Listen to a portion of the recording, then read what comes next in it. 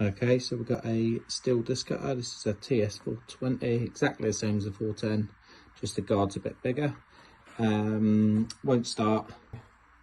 Crying. Struggling there, that would suggest we've got a block in the carburetor.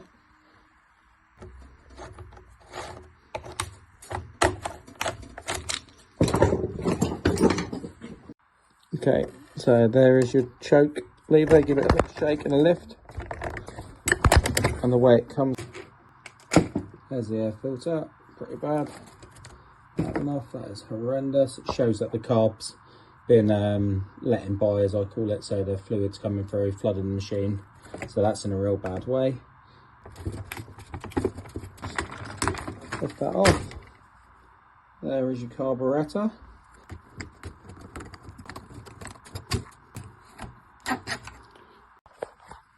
Okay, very important. Fuel tank open, stops all of the fuel coming out when you remove the pipes. So first pipe to remove this one. That one's off. Then take this little lever out because that'll get in your way. Little screwdriver in there. All comes off. Little piece there. Next pipe. That one's off. And then just pop this little lever forward and up and out.